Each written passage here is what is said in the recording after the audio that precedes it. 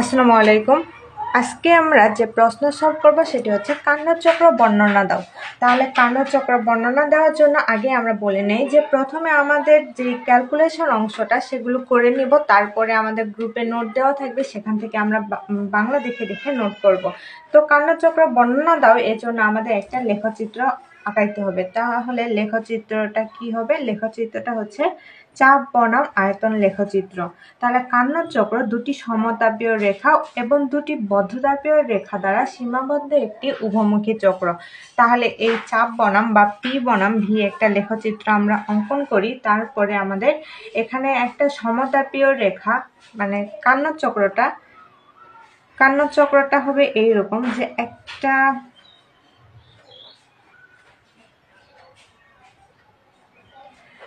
কান্ডচক্রটা হবে এইরকম। তাহলে এই যে এখানে কান্ডচক্রে দুটি সমতাপীয় রেখা থাকবে, তাহলে এখানে সমতাপীয় যেই রেখাটা এইটা যদি আমরা সমতাপীয় ধরি তাহলে এইটা সমতাপীয় সম্প্রসারণ, এটাকে আমরা বলবো সমতাপীয় সম্প্রসারণ। তাহলে এই অংশটাকে আমরা কি বলবো? এই অংশটা হচ্ছে সমতাপীয় সংকোচন। তাহলে আমরা লিখে ফেলি যে সমতাপীয় সংকোচন। তাহলে এইটা যদি সমতাপীয় সম্প্রসারণ হয়, এটা সমতাপীয় সংকোচন। এইটা হচ্ছে দুটি সমতাপীয় রেখা পেয়ে গেলাম। তারপরে এই যে এই দুইটা, তাহলে আমরা কি লিখব? এই দুইটা হচ্ছে একটা বদ্ধতাপীয় রেখা। তাহলে বদ্ধতাপীয় এটাকে আমরা কি বলবো? যে বদ্ধতাপীয় সম্প্রসারণ। তাহলে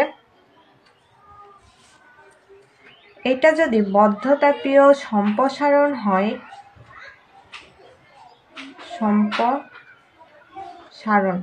তাহলে এটা আমাদের কি হবে? যে বদ্ধতাপীয় সংকোচন।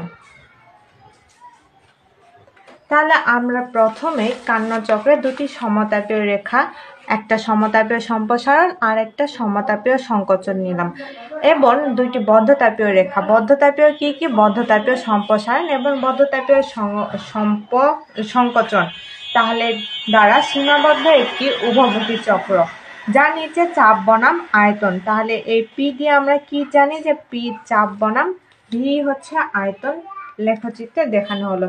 তাহলে এটাকে আমরা কি ধরবো? যে এ, এটা বি, এটা সি, এটা ডি। তাহলে এখানে চাপটা কি হবে? চাপ হবে P1 V1, এখানে চাপটা কি হবে? P2 V2। কারণ এ থেকে যখন বিতে যাবে তাহলে অবশ্যই চাপটা পরিবর্তন হবে। তাহলে এখানে P2 V2, তাহলে এখানে কি হবে? এখানে হবে P3 V3। তারপরে ডিতে যখন আসবে এই রেখাটা, তখন এখানে কি হবে? P4 V4। তাহলে আমাদের এখানে তাহলে তাপমাত্রাটা কি হবে? তাপমাত্রাটা যখন এতে ছিল তখন তাপমাত্রাটা হবে T1। তারপরে যখন বিতে যাবে, এই যে এ থেকে যখন এতে ছিল তখন তো সমতাপীয় সম্প্রসারণ ছিল, এ থেকে যখন বিতে যাবে তখন তাপমাত্রাটা পরিবর্তন হবে। তাহলে পরিবর্তন হয়ে T1 থেকে কিসে যাবে? T2 তে পরিবর্তন হয়ে যাবে। তাহলে এখানে তাপমাত্রাটা T1, এখানে তাপমাত্রাটা T2। তাহলে এই যে সি বিন্দুতে আসার পরে তাপমাত্রাটা কি হবে? কোনো পরিবর্তন হবে না। কেন হবে না?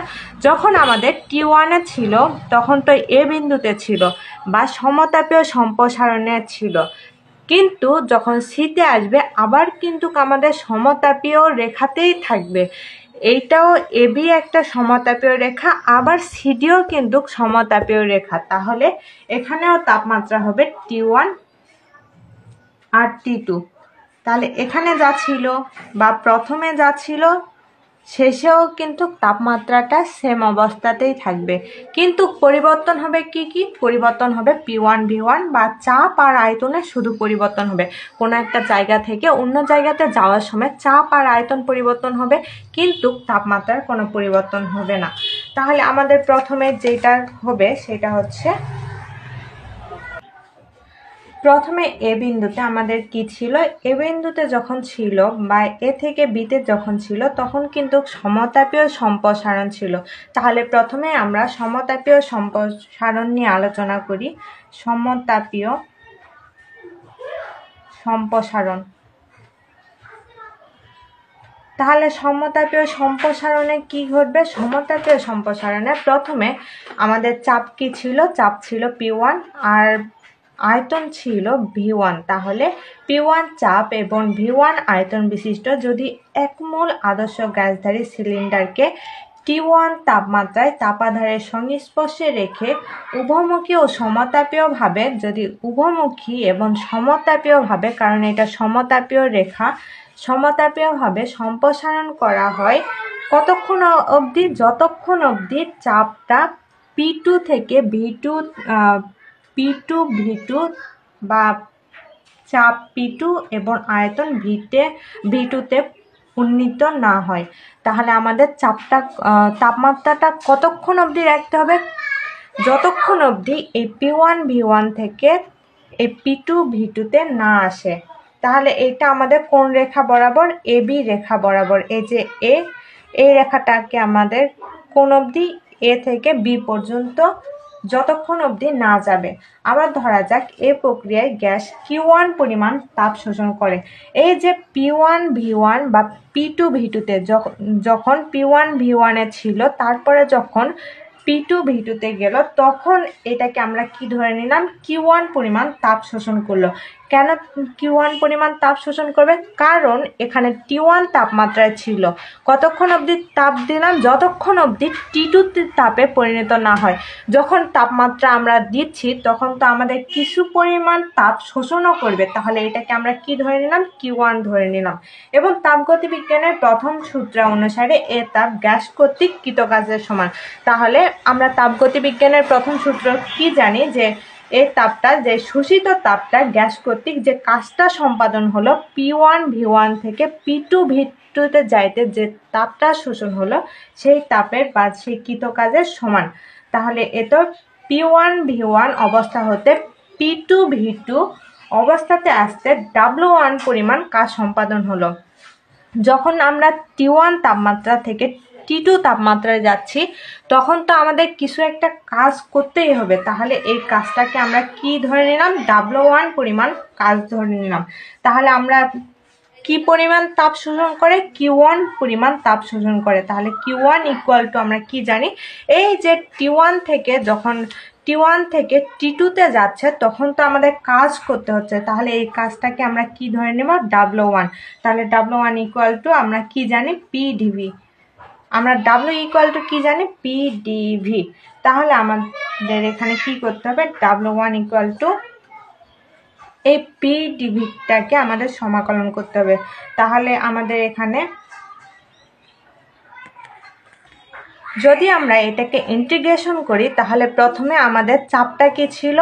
চাপটা প্রথমে শুরুর দিকে চাপটা হচ্ছে আমাদের লোয়ার লিমিট। তাহলে আমাদের প্রথমে শুরুর অবস্থাটা V1 থেকে আমরা কত দূর অবধি পর্যন্ত গেলাম? V2 পর্যন্ত। তাহলে V1 থেকে V2 আর PdV। তাহলে আমরা সমতাপীয় প্রক্রিয়ার PV ইকুয়াল টু আমরা কি জানি? PV ইকুয়াল টু RT, তাপমাত্রা কত? T1। তাহলে RT1। তাহলে P ইকুয়াল টু আমরা কি জানি? RT1V। তাহলে এই মানটা আমরা এখানে এই যে P এর জায়গাতে বসিয়ে দিব। তাহলে আমাদের কি আসবে?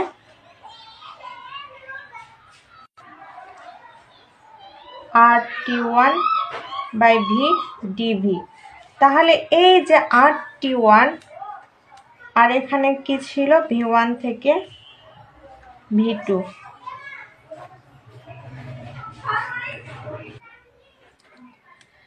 তাহলে এই RT1 তো ধ্রুবক, এই জন্য বাহিরে বের করে আনলাম। তারপরে কি কি থাকবে? V1, লোয়ার লিমিট V1, আপার লিমিট V2। তাহলে 1/V dV। তাহলে 1/V dV সূত্র আমরা কি জানি ইন্টিগ্রেশনের ক্ষেত্রে? তাহলে আমরা লিখি RT1 1/V dV এর সূত্র হচ্ছে ln V। তাহলে ln V। আর আমাদের আপার লিমিটটা কি ছিল? আপার লিমিট ছিল V2, লোয়ার লিমিট ছিল V1। তাহলে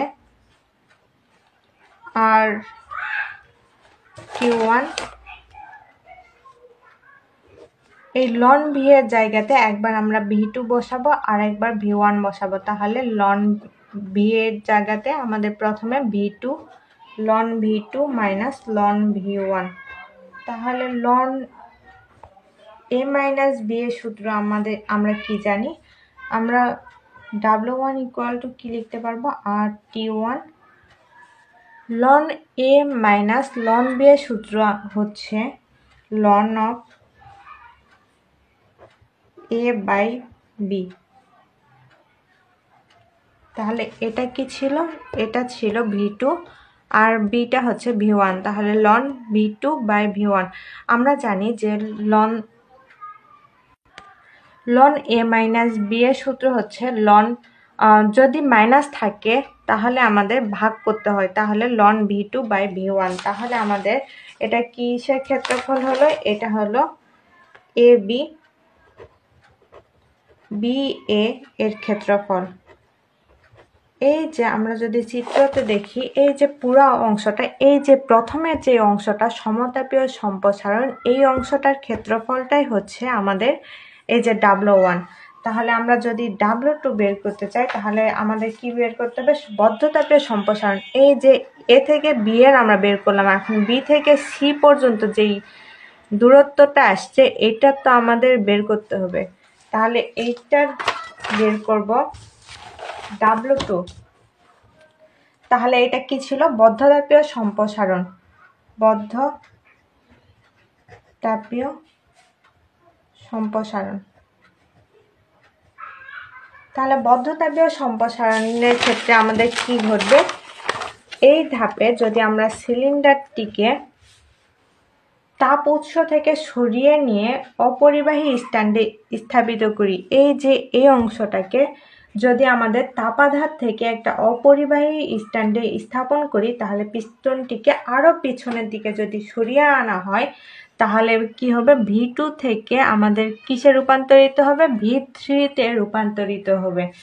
তাহলে এটি বদ্ধতাপীয় প্রক্রিয়া বলে T1 হতে হ্রাস পেয়ে, এই যে এটা একটা বদ্ধতাপীয় প্রক্রিয়া না, এইটা T2 থেকে T1 থেকে নেমে T2-তে চলে আসে। আর এই প্রক্রিয়ায় P2 হতে, এই যে আমাদের চাপটা কি ছিল, চাপ ছিল P2, তাহলে P2 থেকে কিসে নেমে আসবে, P2 থেকে P3-তে নেমে আসবে। এখানে তাপমাত্রা কিন্তু একই ছিল, সেম অবস্থাতে। তাপমাত্রা কি, তাপমাত্রাটা হচ্ছে T1 থেকে তাহলে তাপমাত্রা কিসে নেমে আসবে, T2-তে নেমে আসবে। আর চাপটা P2 থেকে V2, এটা প্রথম অবস্থায় ছিল P2 V2, তাহলে দ্বিতীয় অবস্থায় কিসে নেমে আসবে, P3 V3-তে নেমে আসবে। তাহলে W1 কৃতকাজ। তাহলে এখানে প্রথমটা ছিল আমাদের সমতাপীয় সম্প্রসারণের ক্ষেত্রে W1, তাহলে এখানে কি হবে, W2 ইকুয়াল টু আমাদের কি হবে, PdV। কি থেকে কিসে, আমরা প্রথম অবস্থাটা কি ছিল V2 থেকে কিসে, V3-তে। তাহলে এক্ষেত্রে আমরা বদ্ধতাপীয় ক্ষেত্রে PV সূত্র কি জানি, PV gamma equal to K। তাহলে P এর মান আমরা কিভাবে বের করব, P equal to K by V gamma. তাহলে আমরা যদি এই ভিটাকে উপরে নিয়ে যেতে চাই তাহলে আমাদের কি হবে, KV মাইনাস গামা। কারণ আমরা কি জানি যে 1/V যদি আমাদের থাকে তাহলে আমরা এটাকে কি লিখতে পারবো, V ইনভার্স। তাহলে এটাকে আমরা ইনভার্স লিখে এটা উপরে উঠাই দিলাম। তাহলে এখানে আমাদের কি বসবে, এই যে P এর জায়গাতে আমরা কি বসে দিব, KV ইনভার্স গামা। তাহলে এখানে আমাদের আয়তনটা কি ছিল, V2 থেকে V3, তাহলে KV ইনভার্স গামা TV। তাহলে এই যে কেটাকে আমরা কি করব, বাইরে বের করে আনবো, কারণ কেটা তো ধ্রুবক। তাহলে ধ্রুবকটাকে বাইরে বের করে আনার পরে এখানে কি কি থাকবে, এই যে V ইনভার্স গামা DV। তাহলে V inverse gamma DV, sorry এটা একটু ভুল হয়ে গেল। কেটাকে বাহিরে বের করে আনার পরে এখানে একটা সূত্র বসবে, যে x⁴n এর সূত্র আমরা কি জানি, যে ইন্টিগ্রেশন অফ x⁴n dx। এটা সূত্র আমরা কি জানি, x n+1 তাহলে এখানে xটা আমরা কি, x হচ্ছে এখানে xv, তাহলে ভিটা লিখলাম এন, এনটা কি মাইনাস গামা, তাহলে গামা প্লাস 1, সূত্র থেকে প্লাস 1টা বসিয়ে দিলাম। তারপরে কি এন প্লাস 1, তাহলে এনটা কি মাইনাস গামা প্লাস 1, আর এখানে লোয়ার লিমিটটা V2 থেকে V3। তাহলে আমরা এখানে কে লিখলাম, লেখার পরে আমরা কি জানি,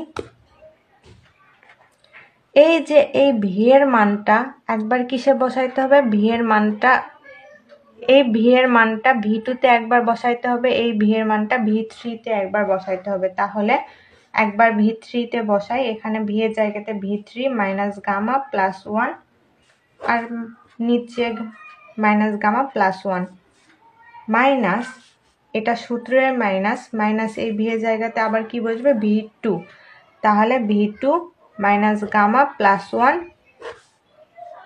মাইনাস গামা প্লাস 1,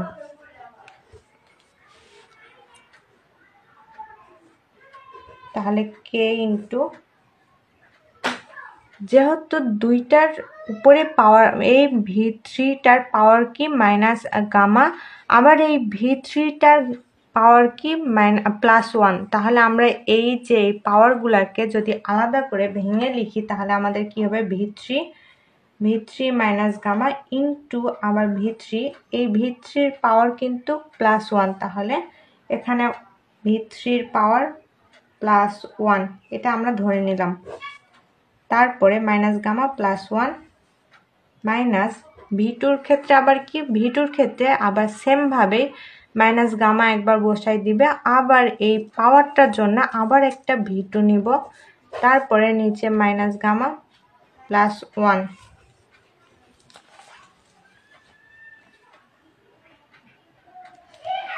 এই যে এই কেটা এই V3-র সাথেও গুণ অবস্থায় আছে, আবার V2 এর সাথেও গুণ অবস্থায় আছে, তাহলে দুইটার সাথে আমরা কি করে দিব, গুণ করে দিব। তাহলে K into V3 minus gamma into V3, আর নিচে কি ছিল মাইনাস গামা প্লাস 1, আবার এর সাথেও তো কে গুণ অবস্থায় ছিল, তাহলে K into V2 minus gamma into V2 by minus gamma plus 1। আমরা কে ইকুয়াল টু কি জানি, P1 V1 gamma equal two আমরা কি জানি কে, তাহলে এই যে এই কে জায়গাতে P1 V1 গামা আমরা বসাই দিতে পারি না, অবশ্যই পারি। তাহলে আমরা এখানে এই যে কে জায়গাতে কি বসাবো, P1 V1 গামা, তাহলে P1 V1 গামার জায়গাতে এখানে যখন V3 আসলো তাহলে অবশ্যই P3 V3 গামা আসবে, কারণ এটা তো হচ্ছে আমাদের V3 বা P3, যখন আমাদের চাপ P3 হচ্ছে তাহলে অবশ্যই এখানে P3 V3 নিতে হবে। তাহলে আমরা এখানে কি নিব, P3 V3 gamma into V3 minus gamma into V3, আর নিচে আমরা কি নিব 1 মাইনাস গামা। আবার এই পাশে আমাদের কি বসাই দিতে হবে, এই যে নিচের অংশটাকে আমরা কি করলাম, উল্টাই দিলাম, উল্টাই দিয়ে কি লিখলাম 1 মাইনাস গামা। আবার অপর পাশে আমরা কি লিখব, এই যে কে এর মানটা P3 V3 বসাই দিব, কিন্তু এখানে V2 আছে, তাহলে এখানে অবশ্যই আমাদের P2 V2 বসাইতে হবে, তাহলে বসাই দিলাম P2 V2 গামা, আর এখানে কি ছিল V2 minus gamma into V2, আর নিচে কি ছিল যে মাইনাস গামা প্লাস 1, এটাকে আমরা কি লিখতে পারি 1 মাইনাস গামা। তারপরের অংশটাকে, এই যে প্লাস গামা আর এই মাইনাস গামাটা তো কেটে যাবে, তাহলে কেটে গেলে কি থাকবে P3 আর V3, সেম একইভাবে এর পাশেও V2 গামা আর V2 মাইনাস গামা, এই দুইটা কেটে যাবে, যাওয়ার পরে এখানে কি থাকবে, এখানে থাকবে P3 V3 আর নিচে কি 1 মাইনাস গামা, আর এই পাশে P2 V2 1 মাইনাস গামা। তাহলে এটাকে যদি আমরা লসাগু করি তাহলে সেক্ষেত্রে কি হবে, লসাগু হবে 1 মাইনাস গামা P3V3, এই যে P3V3 মাইনাস P2V2। তাহলে আমরা PV ইকুয়াল টু, আমরা কি জানি PV ইকুয়াল টু RT। তাহলে P3V3 ক্ষেত্রে কি হবে RT2। কেন RT2 হলো, তাপমাত্রা যদি আমরা প্রথম অবস্থায় দেখি, এই যে তাপমাত্রাটা এই যে B থেকে C পর্যন্ত যখন ছিল তাপমাত্রাটা কিন্তু সেম অবস্থানে ছিল। তখন আমরা কি জানি যে সমতাপীয় অবস্থায় যে তাপমাত্রাটা থাকে বা সমতাপীয় অবস্থায় যে তাপমাত্রাটা থাকে সেইটাই কিন্তু আমাদের মূল তাপমাত্রা। এই তাপমাত্রা থেকে আমরা T2 তাপমাত্রা নিয়ে গেলাম, তাহলে আমাদের তাপমাত্রা কিন্তু সেম অবস্থানে থাকবে, কিন্তু আমাদের চেঞ্জটা কি আসবে, চেঞ্জ আসবে চাপ আর আয়তনের। তাহলে এই যে যখন A তে তাপমাত্রা ছিল T1, B তে তাপমাত্রা ছিল T2, আবার এই যে B থেকে C পর্যন্ত তাপমাত্রা কিন্তু T2 ছিল, তাহলে আমাদের এখানে কি আসবে P3V3 আর তাপমাত্রাটা RT2। তাহলে যদি RT2 হয় তাহলে P2V2-র ক্ষেত্রে তাপমাত্রাটা কি থাকবে, এই যে যখন আমরা এই যে P2V2 পর্যন্ত তাপমাত্রাটা কি ছিল T1 তাপমাত্রা, এই যে A থেকে B পর্যন্ত তাপমাত্রা কিন্তু সেম অবস্থানে ছিল। প্রথম অবস্থায় তাপমাত্রা যেটা, এই শেষ পর্যন্ত তাপমাত্রা কিন্তু একই থাকবে। তাহলে এই অবস্থানে তাপমাত্রাটা T1, আর এই যে সমতাপীয় ক্ষেত্রে তাপমাত্রাটা T1, এই অবস্থানে তাপমাত্রাটা সমতাপীয় না, এই জন্য তাপমাত্রাটা হচ্ছে T1। কিন্তু এই যে বদ্ধতাপীয় ক্ষেত্রে তাপমাত্রা T2। তাহলে আমাদের যখন এই যে P2V2 আসবে তখন তাপমাত্রাটা কিন্তু T1 অবস্থানে থাকবে। তাহলে আমাদের তাপমাত্রাটা কি হবে, তাপমাত্রাটা হবে RT1। তাহলে এই যে P2V2-র জায়গাতে মানটা বসাই দিব, P3V3 জায়গাতে মানটা বসাই দিব, তাহলে এখানে কি আসবে RT2 মাইনাস RT1 বাই নিচে কি থাকবে 1 মাইনাস গামা। তাহলে এখান থেকে আমরা কি কমন নিতে পারবো, এখান থেকে আমরা মাইনাস যদি 8টাকে কমন নেই তাহলে আমাদের কি থাকবে আমরা যদি 8টাকে কমন নেই তাহলে আমাদের কি থাকবে T2 মাইনাস T1 আর নিচে 1 মাইনাস গামা। তাহলে W2 এর মান আমরা কি পেলাম R ইন্টু T1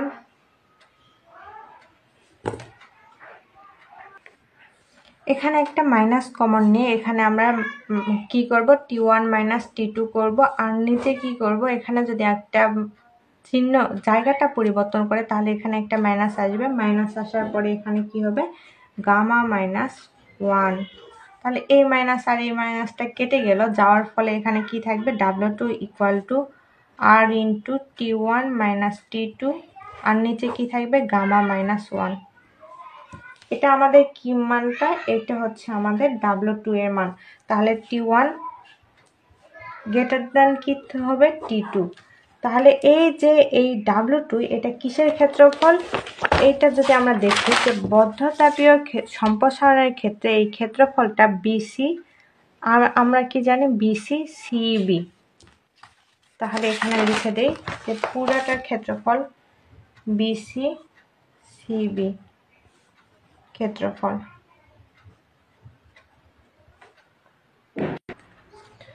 তৃতীয় ধাপে আমরা কি করতে পারি যে সমতাপীয় সংকোচন। এই যে এখানে যদি আমরা লক্ষ্য করি এই C থেকে D পর্যন্ত এখানে কি হচ্ছে সমতাপীয়, যদি প্রথম ধাপে সমতাপীয় সম্প্রসারণ হয় তাহলে এই যে C থেকে D পর্যন্ত সমতাপীয় সংকোচন ঘটবে। তাহলে আমরা সমতাপীয় সম্প্রসারণ আর সমতাপীয় সংকোচন একই না, এজন্য আমরা কি লিখতে পারি যে সমতাপীয় সংকোচনের ক্ষেত্রে সমতাপীয় সংকোচন এক্ষেত্রে আমাদের কি ঘটবে, সিলিন্ডারটিকে T2 তাপমাত্রার তাপাধারে এনে এই যে সিলিন্ডারটিকে, যদি আমরা এটাকে একটা সিলিন্ডার বিবেচনা করি তাহলে এই সিলিন্ডারটাকে T2 তাপমাত্রাকে তাপাধারের সংস্পর্শে এনে পিস্টনটাকে ভিতরের দিকে চালনা করলে গ্যাসের আয়তন এই যে P3 V3 থেকে গ্যাসের আয়তন কই যাবে P4 এ চলে আসবে। এই সংকোচনকালে গ্যাসটি তাপাধারে Q2 পরিমাণ তাপ বর্জন করে এবং তাপমাত্রা স্থির থাকে। তাহলে এখানে আমাদের কি হবে, তাহলে এখানে সমতাপীয় যখন আমাদের সমতাপীয় সম্প্রসারণ হলো তখন তাপমাত্রাটা কি ছিল Q1 আর কাজটা কি ছিল W1। আবার সমতাপীয় সম্প্রসারণের সংকোচনের ক্ষেত্রে এখানে W3 হবে। তাহলে Q2 equal to W3 equal to -PdV। -PdV কেন হলো? সমতাপীয় সংকোচন। এক্ষেত্রে আমরা একবার যদি কোনো একটা স্প্রিংকে আমরা যদি একটা স্প্রিং কল্পনা করি, এই স্প্রিংটাকে আমরা যদি প্রথমে সম্প্রসারণ করলাম, তারপরে যখন ছেড়ে দিলাম তখন আবার পূর্বের অবস্থায় ফিরে আসবে। এক্ষেত্রে আমাদের একটা মাইনাস চিহ্ন বসাইতে হবে। তারপরে আমাদের কি করতে হবে, তাহলে আমরা W3 ইকুয়াল টু অনুরূপভাবে আমরা লিখতে পারি না, W3 ইকুয়াল টু RT2 তাপমাত্রা তো ছিল, এই যে আমরা Q1 এ কি বসায় Q1 এ W1 এ কি লিখলাম, W1 এর তাপমাত্রা ছিল RT1 ln V2/V1, এটা ছিল আমাদের W1। তাহলে অনুরূপভাবে আমরা এখানে কি করতে পারি, অনুরূপভাবে RT2 ln এখানে যখন ছিল তাহলে P3 V3 থেকে কই আসছে P4 V4 এ। তাহলে এখানে আমরা হচ্ছে RT2 এই T1 এর জায়গাতে তাপমাত্রার পরিবর্তন হবে আর আয়তনের পরিবর্তন কই থেকে কোন অবধি যাবে, V3 থেকে V4 পর্যন্ত যাবে। তাহলে আমরা এখানে অনুরূপভাবে লিখতে পারি না, যদি আমাদের অনুরূপভাবে লিখতে পারি তাহলে এখানে RT2 ln V3/V4। কিসের জন্য অনুরূপভাবে হলো, কারণ এখানে সমতাপীয় তাপমাত্রা কিন্তু সেম অবস্থানে ছিল। তাহলে সমতাপীয় দুইটা কিন্তু তাপমাত্রা, যখন আমাদের সমতাপীয় সম্প্রসারণের ক্ষেত্রে তাপমাত্রাটা ছিল T1, তাহলে আমরা অনুরূপভাবে W3 এর ক্ষেত্রে বা 3 নম্বর কাজের ক্ষেত্রে এখানে তাপমাত্রাটা T2 বসাই দিলাম। তারপরে আমরা কি দেখলাম যে তাপমাত্রাটা বসানোর পরে এখানে আয়তনটা কি ছিল, আয়তন V3 P3, আর এখানে D তে যখন চলে যাবে তখন আয়তনটা চলে আসবে V4 P4 এ। তাহলে ক্যালকুলেশন করলে অনুরূপভাবে কিন্তু আমাদের এখানে তাপমাত্রাটা আয়তনটা V3 V4 টাই চলে আসবে। তাহলে আমাদের W4 এর এখানে কি হবে, যে এইটার ক্ষেত্রফল কি হবে, এইটার ক্ষেত্রফল হবে CC DD। কেন হলো, এই যে এই ক্ষেত্রফলটা, এইটুকু অংশের ক্ষেত্রফলটা আমরা নির্ণয় করছি, কারণ এখানে সমতাপীয় সম্প্রসারণের ক্ষেত্রে AB BA হইল। তাহলে এখানে CD আবার DC হবে না, এইটার এই পুরো অংশটারই তো আমরা ক্ষেত্রফল নির্ণয় করছি। একবার এই পাশে চলে যাব, আবার এখান থেকে C থেকে D পর্যন্ত যাব, আবার D থেকে C পর্যন্ত যে ক্ষেত্রফলটা সেটাই তো আমরা নির্ণয় করব। তাহলে আবার আমাদের চতুর্থ ধাপে এখানে তো আমরা অনুরূপভাবে বসাই দিলাম। তাহলে চতুর্থ ধাপে আমাদের কি হবে, যে কাজটা এই যে এই অংশটা D থেকে আবার A পর্যন্ত পুরা চক্রটা তো আমরা ঘোরাচ্ছি। তাহলে D থেকে A পর্যন্ত যখন যাব তখন কি হবে, এই যে এই পাশে কি ছিল বদ্ধতাপীয় সম্প্রসারণ, তাহলে এই পাশে বদ্ধতাপীয় সংকোচন। বদ্ধতাপীয় সংকোচনের ক্ষেত্রে আমাদের যেটা এই যে W2 এর যে পরিমাণ কাজ সম্পাদন হলো, এই যে আমাদের W2, তাহলে এই একই পরিমাণ কাজ W4 এর তাহলে একই পরিমাণ কাজ কই সম্পাদন হবে, একই পরিমাণ কাজ সম্পাদন হবে W4 এ। তাহলে অনুরূপভাবে আমরা কি লিখতে পারি, তাহলে এটা কি ক্ষেত্রফল। তাহলে বদ্ধতাপীয় সংকোচনের ক্ষেত্রে বদ্ধতাপীয় সংকোচনের ক্ষেত্রে এই যে এই সিলিন্ডারটাকে পুনরায় তাপ উৎস থেকে সরিয়ে তাপবাহী স্ট্যান্ডে স্থাপন করলাম, তাহলে D থেকে A। তাহলে আমাদের পিস্টন থেকে ভিতরে গ্যাসের আয়তনটা কি ছিল, V4 থেকে আবার কই চলে আসবে, V1 এ ফিরে আসে। পুনরায় তাপমাত্রা বৃদ্ধি পেয়ে T2 থেকে এই যে এই অংশটাতে আমরা যদি T2 কল্পনা করি, T2 থেকে আমাদের কই চলে আসলো, এই যে T1 এ চলে আসলো। তাহলে চাপ বৃদ্ধি পেয়ে চাপ কই থেকে P4 থেকে P1 এ উত্তীর্ণ হলো। যখন P4 থেকে P1 এ আসবে তখন অবশ্যই W4টাকে আমরা কি লিখতে পারবো, W4 equal two minus V4 থেকে কই V1, তাহলে PdV। তাহলে আমাদের W2 এ কি বের হইলো, W2 এ বের হলো, W2 এ যা বের হইলো, এই যে তাপমাত্রা কিন্তু W2 এ যা ছিল W4 এ একই তাপমাত্রায়। এই যে যখন আমরা প্রথম অবস্থায় তাপমাত্রাটা কি নিলাম, প্রথম অবস্থায় তাপমাত্রাটা ছিল T2, তারপরের অবস্থানে T1। এই যে আমাদের এই পাশেও কিন্তু তাপমাত্রা সেম অবস্থানে ছিল, প্রথম অবস্থায় তাপমাত্রা ছিল T1। এই যে AB বরাবর যখন ছিল T1 তাপমাত্রা, আবার BC বরাবর যখন চলে আসছে তখন তাপমাত্রাটা হয়ে গেছে T2। তাহলে এখানে আমরা অনুরূপভাবে কি লিখতে পারি, অনুরূপভাবে W4 equal to R by gamma minus 1 T1 minus T2, এটাই তো লিখতে পারি। তাহলে আমাদের মোট কাজটা কি হবে, মোট কাজ ইকুয়াল টু এই যে চারটার ক্ষেত্রফল বের করলাম, কখনো W1 W2 W3 W4, তাহলে স্টেপ বাই স্টেপ এখানে হচ্ছে মোট কাজটাকে আমরা কি দ্বারা প্রকাশ করবো, W equal to W1 plus W2 plus W3 plus W4। তাহলে W1 এর মান কত ছিল, W1 এর মান ছিল RT1 ln V2 by V1, R W2 এর কাজটা কি ছিল, R into T1 minus T2, আর নিচে ছিল গামা মাইনাস 1। W3 এর কাজটা কি ছিল, W3 এর কাজটা ছিল RT2 ln V3 by V4, R W4 এর কাজটা ছিল R into T1 minus T2, আর নিচে ছিল গামা মাইনাস 1। তাহলে এই যে W2 এবং W4 এর যে কাজটা সেম একই কাজ না, এই একই কাজ হওয়ার জন্য এই দুইটা আমাদের বের হয়ে চলে যাবে। তাহলে W2 আর W4টাকে আমরা বাদ দিয়ে দিব। কিসের জন্য বাদ দিব, এই যে W2 আর W4 একই কাজ, এই যে এখানেও RT1 minus T2 by gamma minus 1, আর এখানেও RT1 minus T2 gamma minus 1, দুইটা কাজ একই হওয়ার কারণে এই দুইটা কাজকে আমরা বাদ দিয়ে দিলাম। তাহলে কি কি থাকলো, RT1 ln V2 by V1, আর এখানে W3 এর কাজ কি ছিল, RT2 ln V3 by V4। তাহলে এটা আমাদের যে শোষিত তাপটা ছিল, শোষিত তাপ প্রথম অবস্থায় কি ছিল,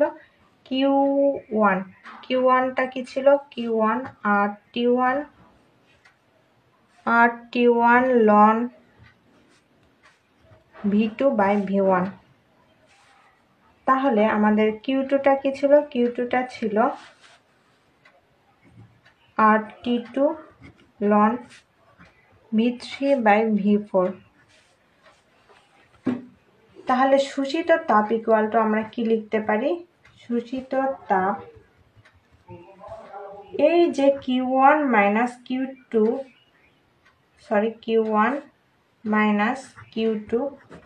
যদি আমরা Q equal to Q1 minus Q2টা বাদ দেই তাহলেই তো আমাদের শোষিত তাপটা বের হয়ে আসবে। তাহলে Q1 এর মানটা কি, RT1 ln V2 by V1, R Q2 এর মানটা কি, Q2 এর মান হচ্ছে RT2 ln V3 by V4।